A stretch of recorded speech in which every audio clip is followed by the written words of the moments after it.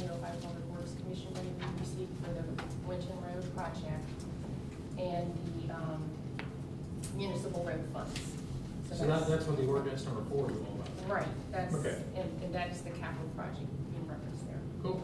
And let me just ask you a couple follow-up questions on that piece. That fund can only be used for this particular project. We can't use that capital fund for other things in the future, or Not without redefining it. no? Okay. So How'd you get this money? I'm sorry? You got this funding, how'd you get it? hard work. It's worked on it, yes. Cool. Very excited about it. That will lower our local portion of the Winton Road project by that dollar amount, yeah. So just for everybody's benefit, can you kind of recap the total cost and then how much is from the 3 funding sources? Yeah, roughly. It's Yeah, about a so- $400,000 project. About 200 of it would be from OPWC. Actually, a little bit more than 200 because they were doing 59% of the project. 41 was local, and now we've just gotten about half of our 49% previous funding. It's over 70,000. Yeah, 73,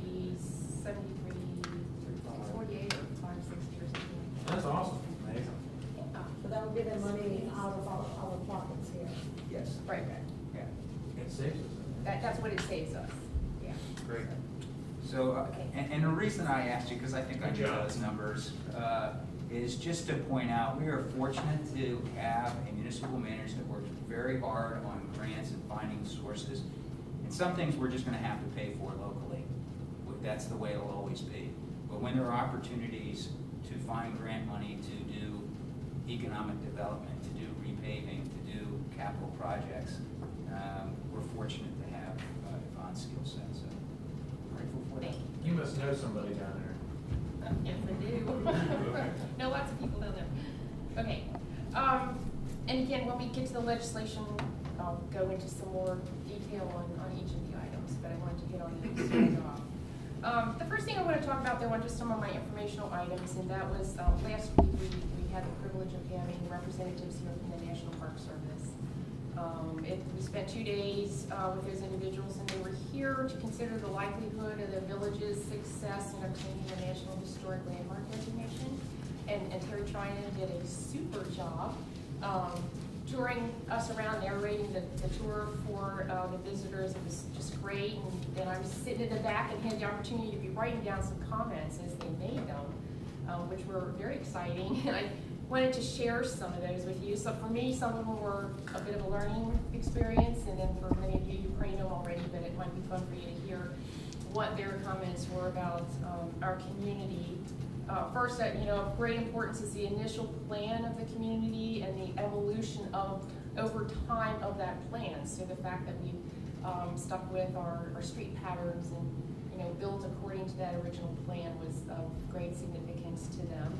They were thrilled about that. That seemed to be a little bit heavier than the specific date of the housing units that were built in those different areas at that time. Greenhills is unique in the relationship of its streets to the topography of the area, and a nice mix of housing that also fit into the topography, and that was kind of a learning thing for me. While I always appreciate it, in Ashby and Avenel and around A block, B block, how those curves are out into the hillside there, around ravines. It was all built around those kinds of natural things, so that's kind of neat to hear about. Greenhills was the prototype of cul-de-sacs and set many of the standards for the FHA guidelines that were developed after the war. Our original planners created sides of houses facing gardens that were as prominent as the front facades. They made a real effort to break the monotony of the housing with a variety of setbacks, and yet get a way of making that variety very harmonious as you looked down the street. They wanted each townhouse to have its own entry to give it a sense of privacy as well. So those were interesting things. Overall, I think the folks were absolutely thrilled with what they saw. And we're extremely pleased again with what they refer to as the overall integrity of the original plan for our community. I specifically asked about new development because that's a concern to me, and I know we have a number of sites. new development should be compatible in scale, materials, and should not overwhelm the historic nature of Greenhills. They agree there could be a variety of housing, but still include those things like porches, and those other items that were included in the initial themes of the community. Again, such as the angling of the homes to play to the topography, the varying setbacks, things like that. So that was very helpful to hear. Open space obviously was very critical. They seemed thrilled to our landscape character, I believe was how they termed it. And that's apparently something that the other two Greenbelt communities have not retained. And I got a sense that they were really pleased to see that here. On the second day, we had a meeting with the Hamilton County Park District, and the main purpose of that was really to get their feeling on the potential new borders of the National Historic Landmark District. I gave you in your packet tonight the boundaries of the one that currently exists, and so our consultant and Terry, the Historic Society, are considering potentially different boundaries for the landmark designation, and that's what we wanted to fill the Park District in on to, as their properties would be impacted by that. You know, overall, I think it was a real success, and they did encourage the village to go ahead and proceed with completing the paperwork associated with the nomination. And regarding that particular matter, Beth Solberger, our consultant, has indicated that would cost probably, comparing to some other communities that have done it recently, in the neighborhood of $12,000. We do have some money that we had set aside for her consulting services when we did the zoning code. So that would decrease that amount to probably a little under $10,000 additional that we would put towards this effort to proceed. Beth did identify a possible source of funding for me to look up, which I have done, and just started on a basic application process. She's out of town for a couple of weeks, but that's a possibility to offset those expenses for us. So overall, real exciting process, and it was really fun to have them here. And again, thanks for everything the Historic Society did. I think it went really well. We were present that day. I think it went great. The mayor made it to a couple of meetings as well, so went very well. Cool. Yeah, very cool. Okay, another really big one for us. Our liquor license transfer has been completed as of September 27th. So Wow. a big chapter over. It has consumed a lot of our time and effort in getting to this point, but we have made it, and certainly have great things ahead, I think, with our new caterer and the facility down there. We had to spend some dollars on doing some updates, but I think that will prove to be well worth it as we move forward. So that one. Cool, sounds good. Road projects, we touched on a little bit there. Winton has obviously started. It's a little rough driving right now. You know, it's a thrill every time I drive on it. Just so much fun to see something happening. But just know that there'll be an additional code. They're continuing to work on catch basins, things like that. And then next, well, the 9th, whatever day of the week that is, October 9th,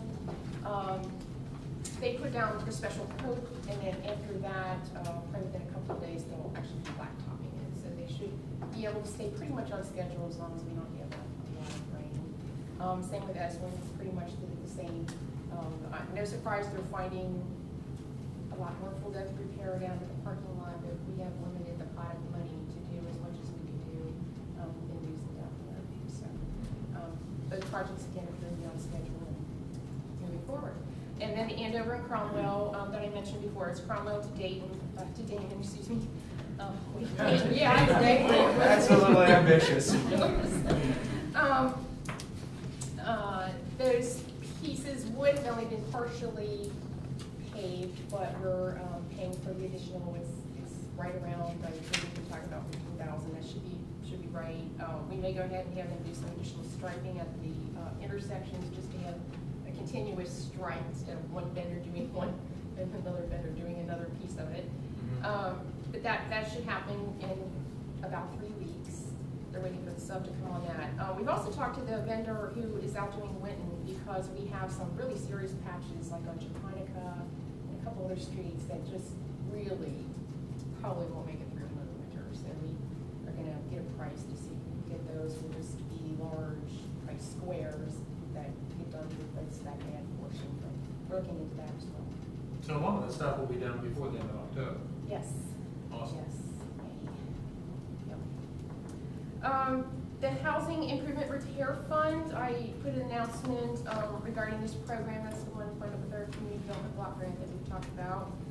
In this Friday's journal, there'll be an article about that, and we prepared a brochure. We have arranged with our code enforcement folks to put that brochure in with any relevant belt violations. That program is available to help fund the program. So excited about that one too. Should get going this month. Related to our tree program, I wanted to let you know that on 2 days in the past month, the 13th and the 20th, I attended a tree academy in Wilmington. That's something the urban forester recommends that elected officials, tree board people, managers, anybody attend who are involved in tree programs. I was really excited to finally get to go to that, and I think it was well worth my time.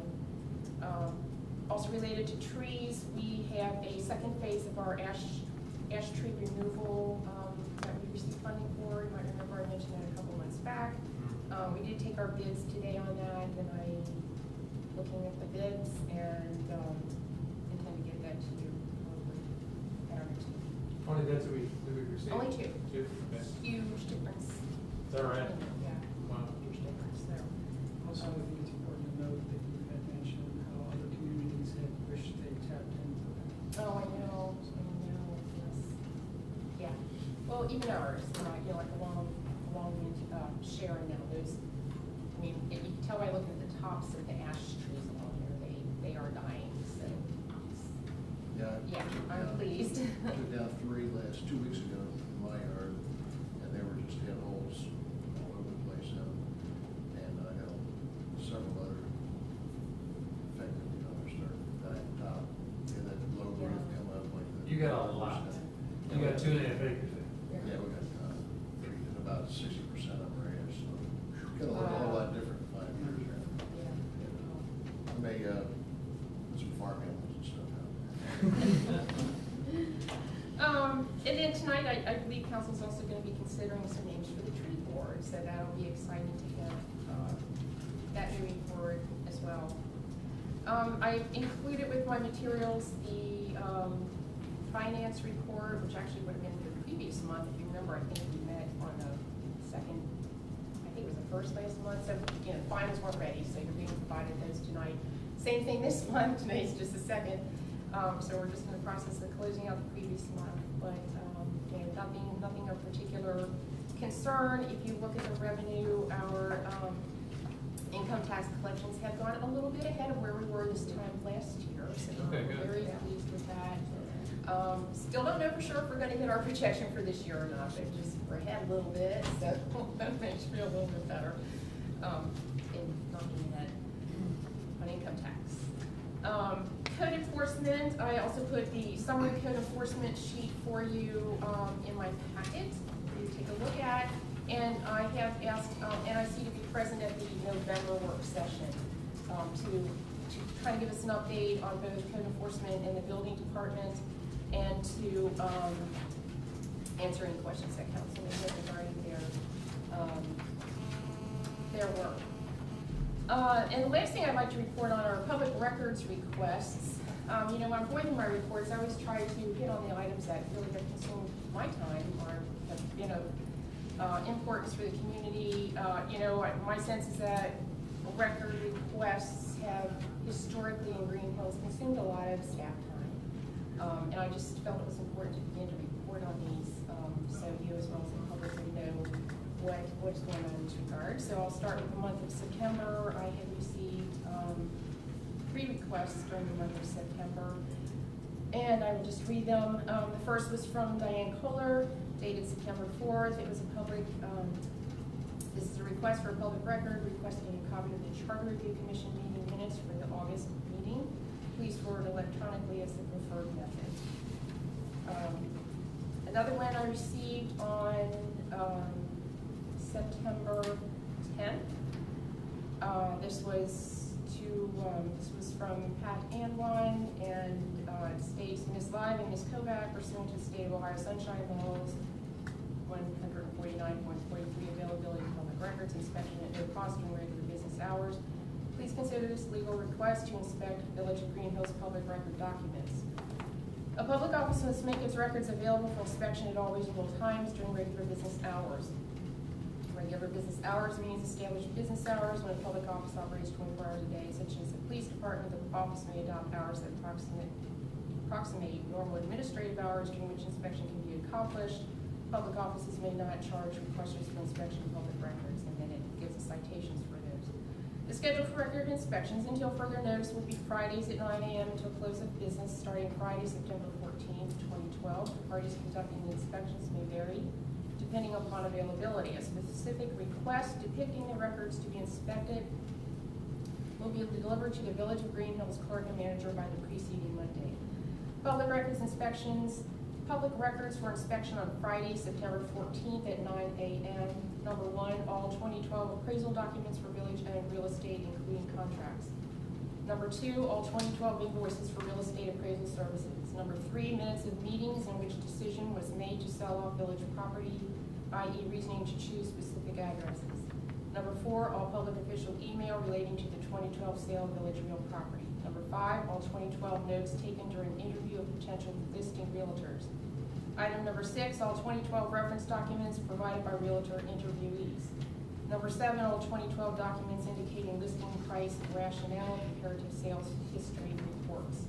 Item number 8, all 2012 listing contracts for village-owned real estate, including 5254 Flanders. Item number 9, all 2012 realtor marketing materials for village listing. Item number 10, all 2012 offers to purchase village-owned real estate, including 3040 Flanders and Cromwell.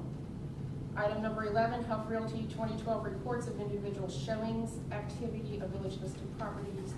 Item number 12, 2012 ordinances supporting the sales of Cromwell and Flanders property, including Exhibits A with signatures of buyer, seller, and agents. Item number 13, ordinances and original contracts of purchase by the Village of Greenhills for each village and real property listed for sale in 2012, including Exhibits A.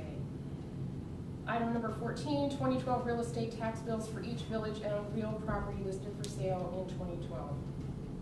Any record that is or not available during the current week inspection will be moved forward to the following week. Any handwritten notations made to the standing inspection request must be signed by the party making the notation. Posted notations are not acceptable unless stapled to the request. In either case, the author of all written notations should be identified. If there are any questions, I can be contacted on my cell. She gave the number and home. The next item we received on September 16th. And again, I will not read the lead-in again about the public office, that stayed relatively the same. Public records for inspection on Friday, September 21st, 2012 at 9 a.m. Number 1, all public official email dated 1/1/2012 to the present relating sale of village real property. It lists Mayor Rural, myself, Glenn Dries, Jeff Holter, Greg Hermes, Bud Holter, Maria Walther, David Adams, including referrals for appraisers, realtors, surveying, etc. Topics carried over from inspection of 9/14. Number 2, invoices for all work, including mowing on 3040 Flanders, paid with village money since 2006. Number 3, record of rental income on 3040 Flanders, 2006 to present. Number 4, record of rental income on 10/12/14 Cromwell, 2006 to present. Number 5, invoices for all work, including mowing on 10/12/14 Cromwell, paid with village money since 2006. Item number 6, closing and settlement documents from sale of 10/12/14 Cromwell. Item number 7, all records for prospective buyer traffic on Huff Realty 2012 Village of Greenhills listing for sale August to present. All Village of Greenhills check registers 2010, including CICs. Number 9, all Village of Greenhills check registers 2011, including CICs. Item number 10, all Village of Greenhills check registers 2012, including CICs. Item number 11, 2012 ordinance approving 2 separate pay rates. Item number 12, complete file on land contract sale 5254 Flanders, including all emails regarding this property appraisals. Item 13, 2012 timesheets for all Village of Greenhills employees. Item number 14, goals and objectives, all Village of Greenhills employees 2012, including Yvonne Kovac. Item number 15, all current Village of Greenhills employee job descriptions, full and part-time. Item number 16, all 2011 and 2012 employee performance appraisals. Item number 17, all 941 payroll tax forms for all Greenhills employees 2012, including mayor and council members. Item number 18, all 2012 employee expense reports, including mayor and council members. Item number 19, all NIC housing inspection records. Number 20, all NIC invoices. 21, all current employee job descriptions, full and part-time. Number 22, current Village of Greenhills employee manual. Number 23, 2012 invoices for Village of Greenhills website development. Number 24, rental income and expense records for all 16 Cromwell Road Village one-bedroom apartments 2010 to present. Item number 25, renovation estimates for Village one-bedroom apartments located on Cromwell Road, 2 buildings of 8 units. And again, it reiterates, I won't read it again, about posted notice, things like that. And those are what I've received for the month of September. That's disgusting. Okay, I'll be quiet. How much time? I've estimated on those two at this point in time about 15 hours of staff time, 10 of which were mine. And I don't have costs associated yet because we've not answered everything at this point in time. And that concludes my report. Wow. Thank you. Law Director, Mr. Forbes. Thank you. One item I'll report on last Wednesday, I was invited to, and I did attend the meeting of the Charter Review Commission. I appreciate very much that they gave me an opportunity to come in and talk to them as they start the process. Really, I kind of hit on 3 main topics with them.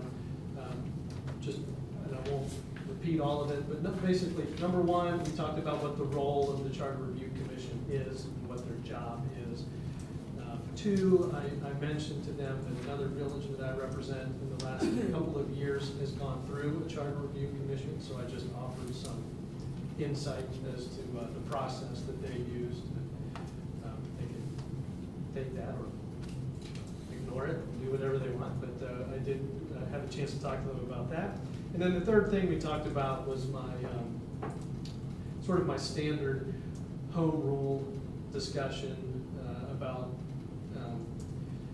times where your charter is allowed to deviate from the state law and then times where your charter should not deviate from the state law. So, and as part of that, at the end of the meeting, I did give them a handout. It was basically it's chapter 1 from the Village Officers Handbook that discusses home rule authority and charter versus non-charter villages. So I very much appreciate the chance to talk to them as they started their process and offered my assistance to them through the remainder of their job. Very good. Any questions for the Law Director? Hearing none, we'll move to the Clerk of Council, Ms. Locke. Thank you, Mr. Vice Mayor. Ordinance numbers 2012-38 CD, 39 CD, 40 CD, 41F, 42F, 43 SNS, 44F, and 45 T and S were posted as required. Also posted as required were the September 12th community calendar, legal notice for bids for tree removal, cancellation notice of the August 20th, 2012 Laws and Rules Committee meeting, and the September 19th, 2012 Recreation Commission meeting, notice of the Design and Beautification Committee meetings, and notice of the Finance and Audit Committee meeting of August 23rd, and the Charter Review Committee meeting of September 26th. Additionally, I will be out of town on October 16th through the 18th to attend the Ohio Municipal Clerks Association Career Development Program at Kent State University. That being the case, I will be unable to attend the October 16th council work session. Oh. And if there are any questions, I would be glad to answer them at this time. Hearing no questions, the only question is going to be, who will have Yeah, their who's responsibility for the minutes, You're but gonna we'll have, work you're gonna that have to out. do the minutes there, Kathy. Tell it now or what? Pardon me? You're gonna have to do the minutes there. We'll I'll come back. we'll find somebody. I see Chief Doyle is not here, but we do have a very able-bodied assistant in that capacity also, Sergeant Ward. I've submitted the monthly crime analysis report, officer's activity report, and the early warning tracking system for you to review.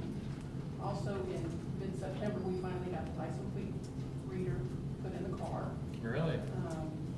It was put in car 12. Officer Moore and Johnston went to training on the 20th, learn how it works, and then bring it back in, show the other officers how it works. It's been up and running since then. Officer Moore reports that it averages 1,500 to 2,000 cars a shift, an hour shift in the house. I noticed he had a lot of traffic stops here this past week. Yeah. Yeah, a lot more one week. Wow. And I know this is very early, and I'll probably follow up with the chief on this in 2 or 3 months, but have we found things that we never would have found otherwise?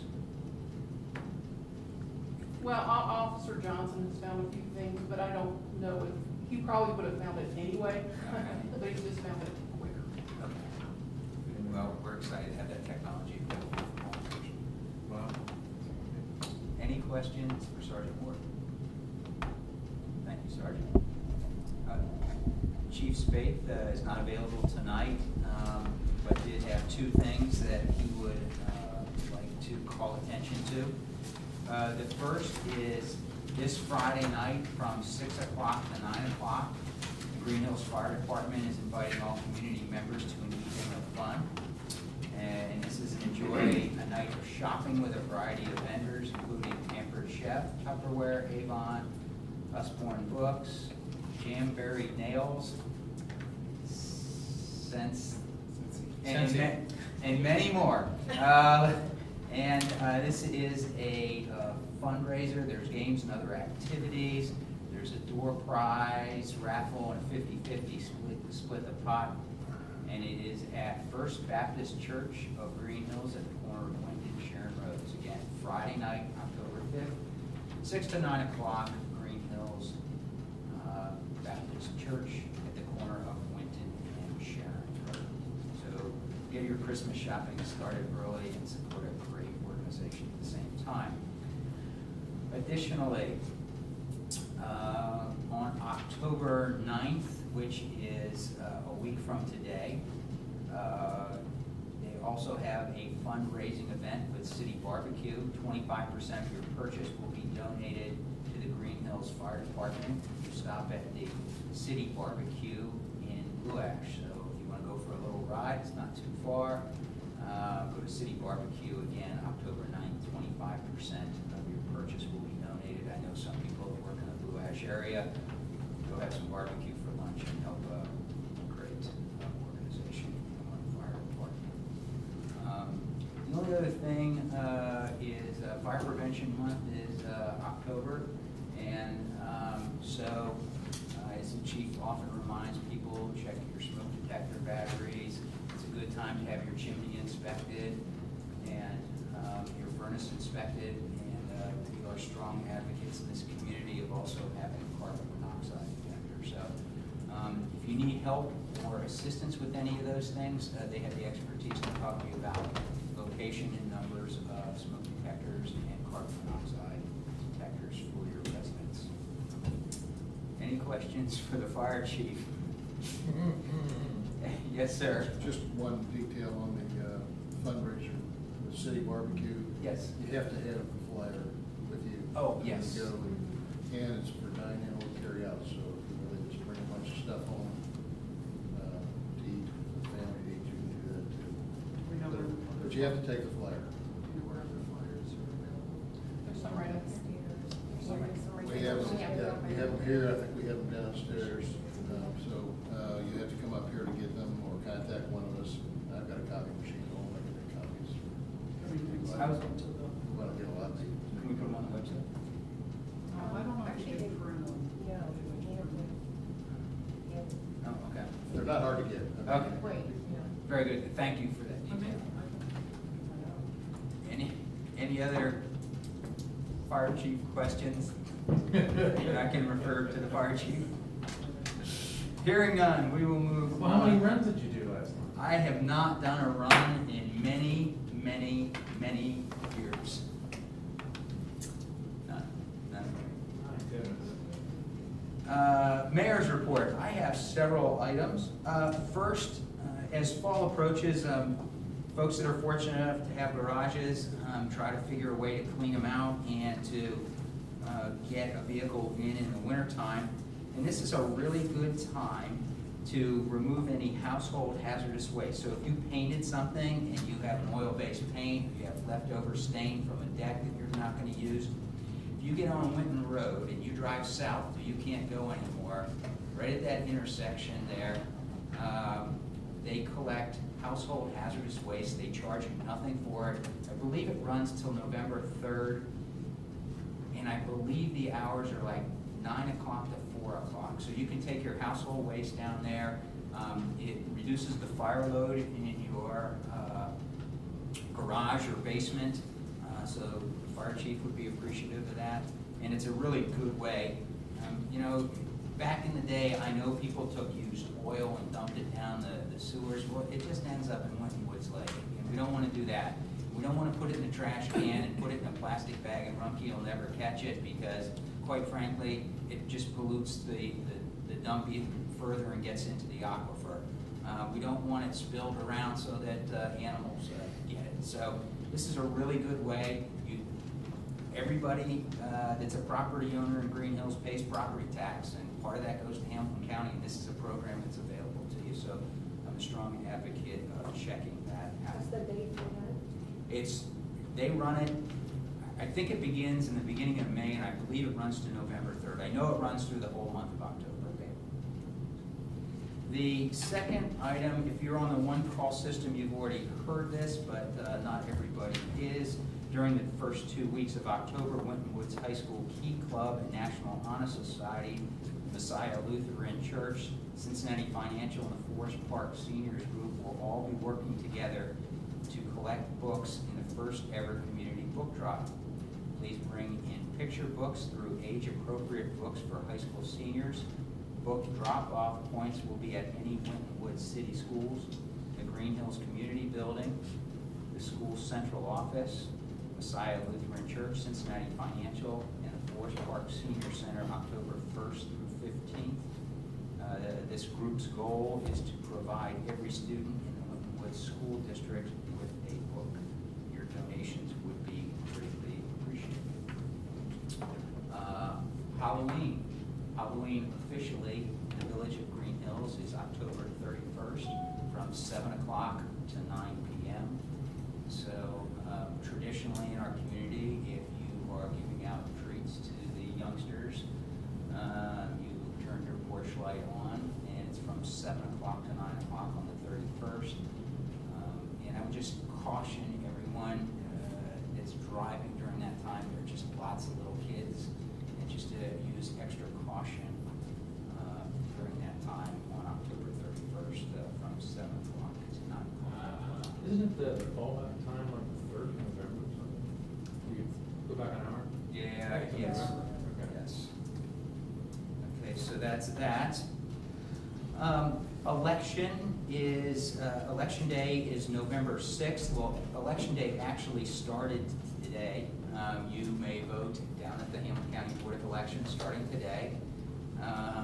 And there is one issue on the ballot, and I'm going to reserve my comments about the operating levy. It's the renewal of the 3.89 operating levy for the Finance and Audit Committee report.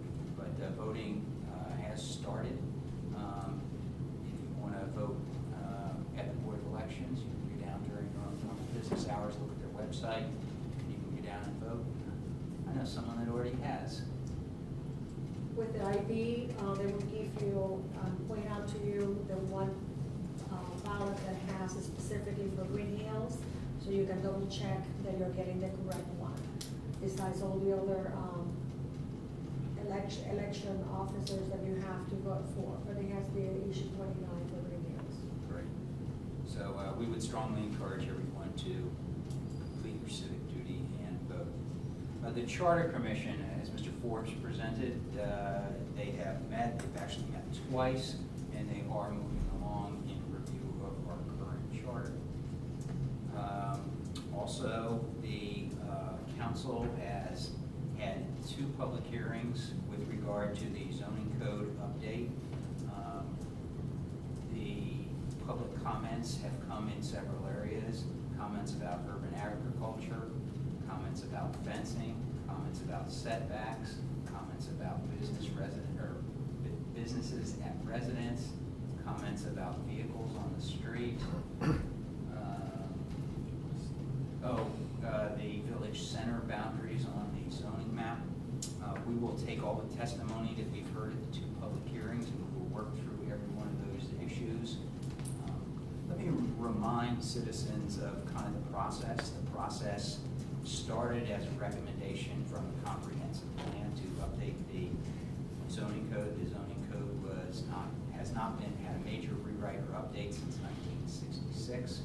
There are things in our code right now that are out of date, that are irrelevant, and there are things that need to be added. In 1966, satellite dishes, for example, were not a big issue. They are in our code now, but there are other things that are important that should be included.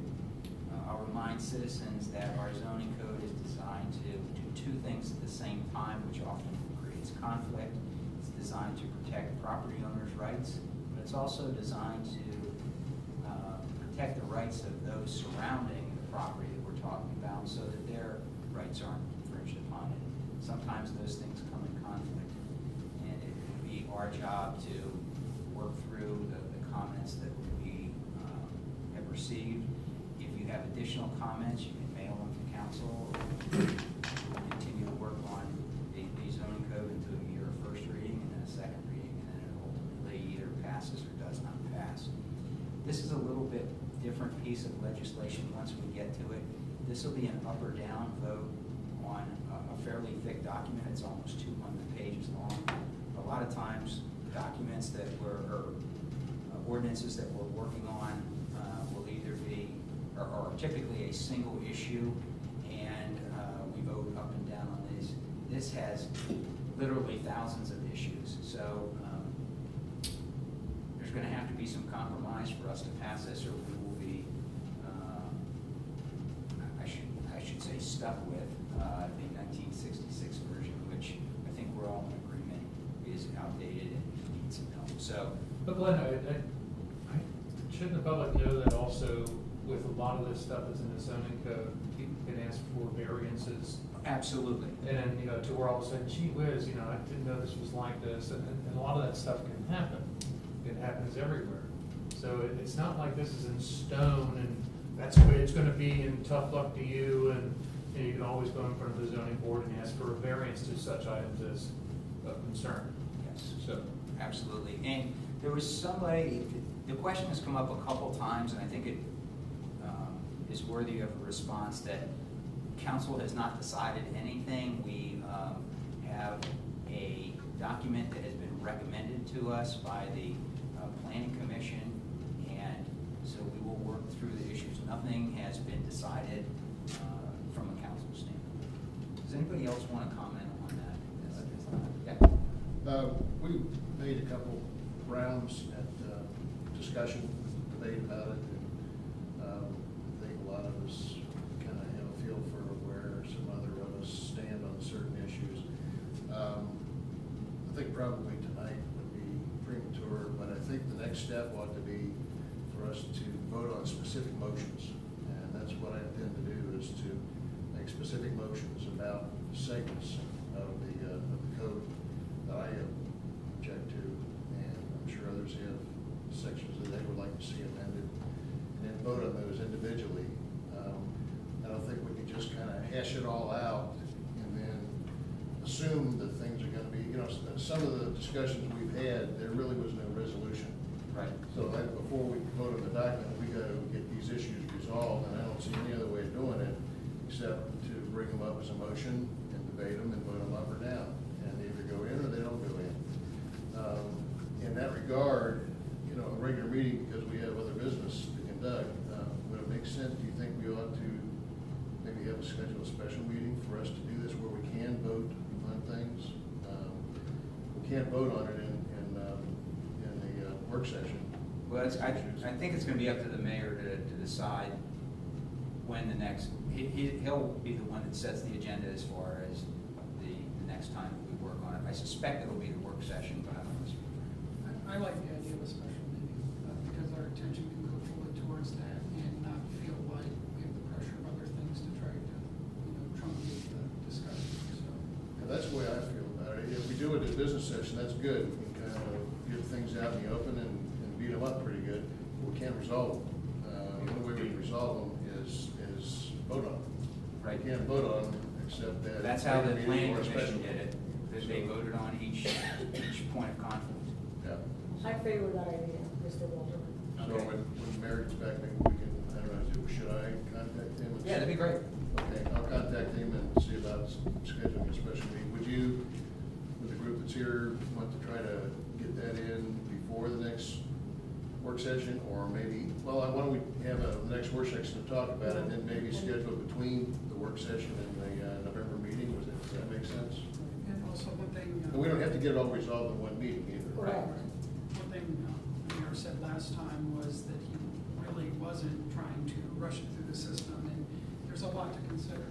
Yeah. There's a very valid points on sometimes both, the same issue. It would be good for us to be thorough and methodical about it.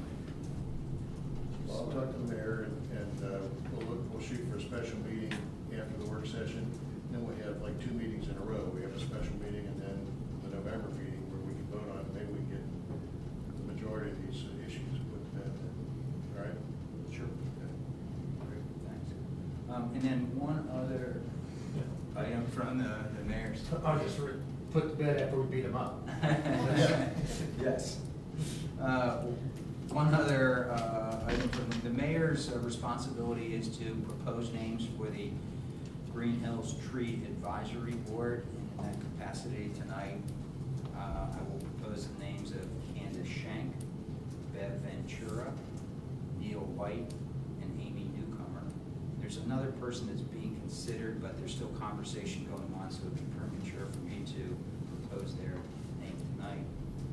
And just as a reminder, the purpose of the Tree Advisory Board is to promote new and existing tree programs in support of urban forest management in Green Hills. The board shall consist of the following members: the service foreman and his or her designate, village arborist, and at least 3 but not more than 5 persons, residents of the village, who shall be appointed by the mayor with the approval of council. The municipal manager is an ex officio member. The term of the persons shall be 3 years. No member shall serve more than 12 consecutive years. In the event that a vacancy occurs during the term of any member, his or her successor shall be appointed for the unexpired portion of the term. The Tree Advisory Board shall meet a minimum of 6 times per year. At the first meeting each year, the board shall elect a chairperson from among its membership and set a regular monthly meeting time, provided that the chairperson may cancel any meeting when there is no business to be transacted. Members of the board shall serve without compensation. The Tree Advisory Board shall have the power to study, investigate, plan, advise, report, and recommend to the municipal manager any action, program, plan, or legislation which the board finds or determines to be necessary or advisable for the care, preservation, trimming, planting, replanting, removal, or disposition of trees and shrubs, public ways, streets, and alleys. The Tree Advisory Board shall choose its own officers, make its own rules and regulations, and keep a journal of its proceedings. The majority of the members shall be a quorum for the transaction of business. All plans, findings, advice, reports, and recommendations made by the board shall be in writing and designate by name those members of the board approving or concurring. So at this time, I would entertain a motion, or actually we'll do that under new business, a motion to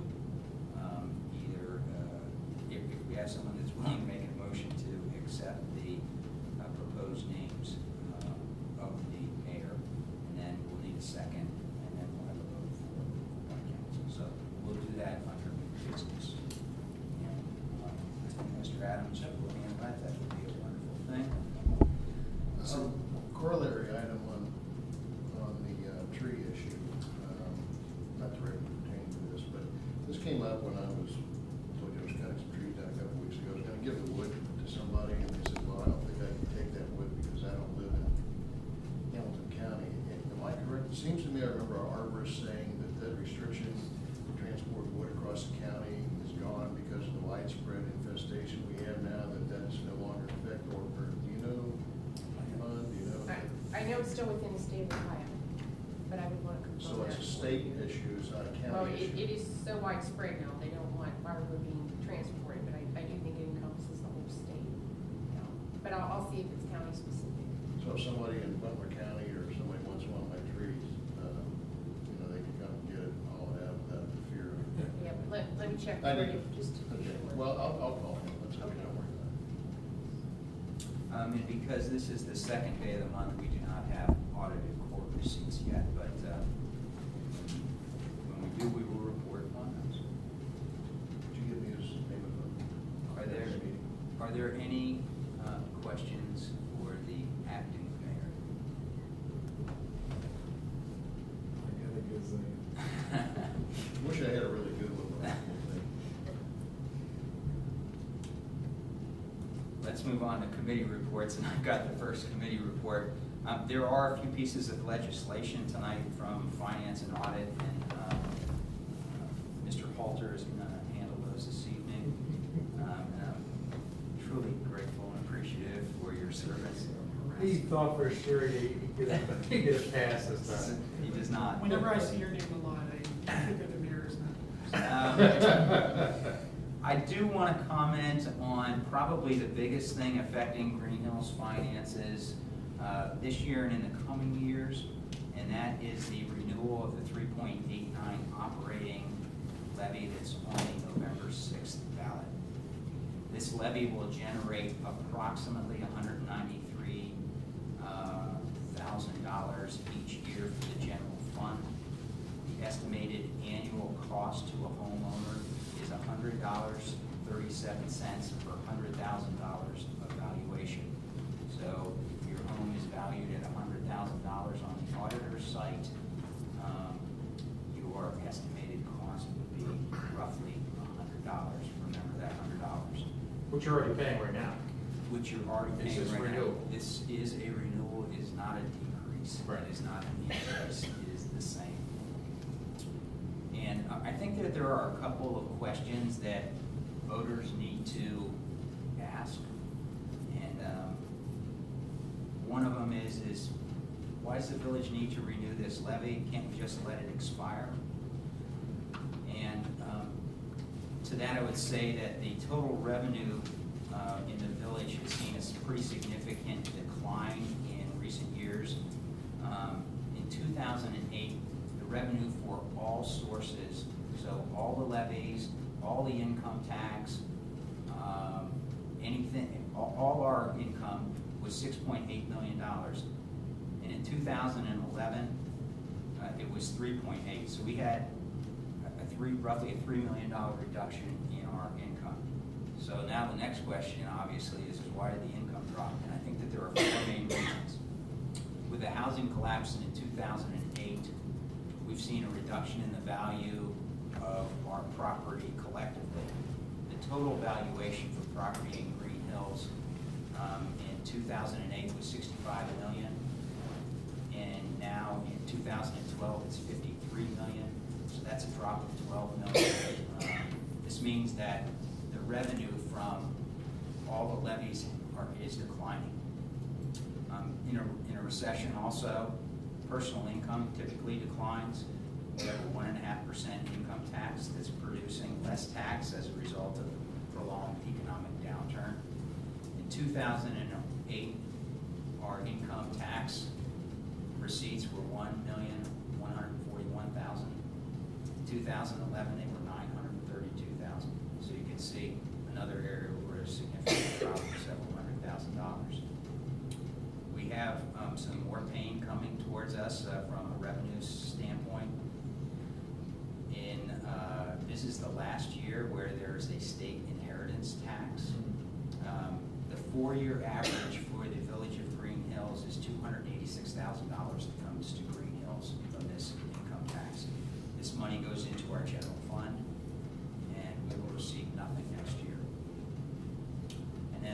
briefly, the local government fund from the state of Ohio is declining.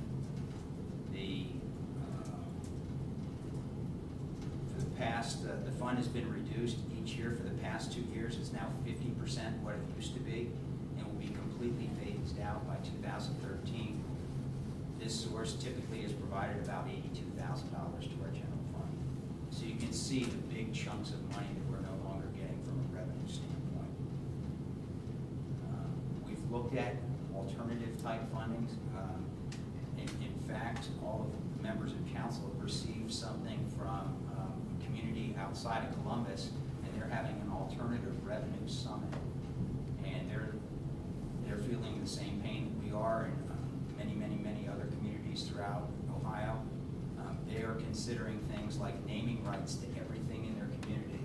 So it wouldn't be Pioneer Park anymore. It might be Great American Park, or it might be Cincinnati Financial Park, or they might, if we did that, we have naming rights to the swimming pool and the commons. Well, I think we start changing our default of who we are when we do that. You're talking about cameras on stoplights and increasing the amount of tickets that are generated. Talking about parking meters in public areas. We're trying to spur economic growth and have people shop here, not chasing away with parking meters. So there aren't a ton of options for us. We've been very good at finding grant money, but as federal budgets and state budgets continue to have stress on them, there's going to be less of this money available in the future. So the other side, in governments typically, like Greenhills, typically focus on the expense side. What can we cut? Well, in that same period from 2008 to 2011, we've reduced our expenses for all funds from $6.3 million to $3.3 million. So we've cut $3 million of expenses. We've refinanced debt. We've held off raises for employees. We have some employees that have not had a raise in 4 years. And it's not because they're not performing. It's because we haven't had the money to give raises. We've renegotiated contracts. We've delayed capital expenditures. And we've eliminated expenses that were not considered to be critical. At some point, you can't cut anymore. When this came to the Finance and Audit Committee, we looked to see if we could, if there was a way to reduce the amount or not have the levy at all. We looked at, do we have to increase it? And we decided that in this economic times, it made sense just to try to hold on with the renewal. This is a 5-year renewal. This comes up every 5 years. So what happens if it doesn't pass? I think that's the last question you ask. And the Finance and Audit Committee knows that we have to have a balanced budget and that we have to live within our means. Unlike Washington, there's no printing press in the basement here. We can't print money. We have to live within our means, and we will. And so the Finance and Audit Committee will most likely suggest that the village, if it does not pass any longer, pay for Rumpke trash pickup. The current cost for the village is $199,260 per year. The cost would most likely be passed on to each homeowner in the form of a bill. There's a couple different ways it can be done. It might come with your water bill. Most communities, including our neighbors to the north and south, do not pay for trash pickup. Residents pay their trash bill on their own. I talked to somebody in Springfield Township. Their bill is $50 each quarter. So if we ended up with the same expenses that they do, essentially you'd have a $200 a year bill.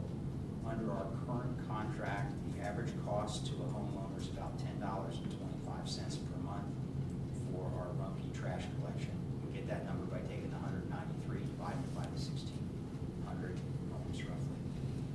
The cost to renew the levy is about $8.36. So it makes financial sense if you own a $100,000 home or less that this is going to cost less to renew the levy than it will to take on the cost of paying for Rumpke. The last question I think that we have is couldn't we cut other things? Even if we close the golf course, close the swimming pool, closed the post office, stopped leaf collection, and discontinued brush pickup, all things that are amenities that we provide, we still couldn't cut enough to make up the loss of the income. So as you can see, there are not many options.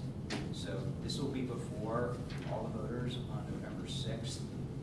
We would urge you to consider it carefully. And if anyone on the council has any questions about this, or any residents, they can certainly email. I'm happy to have, you can email me. I'm happy to have a conversation with them about it. We've done some pretty Herculean things with regard to the budget, but quite frankly, it gets to a point where you just can't cut anymore. And in my opinion, local government has two essential responsibilities. The first is public safety. We're at minimum staffing levels in our police department. We have a volunteer fire department. I don't know how you get much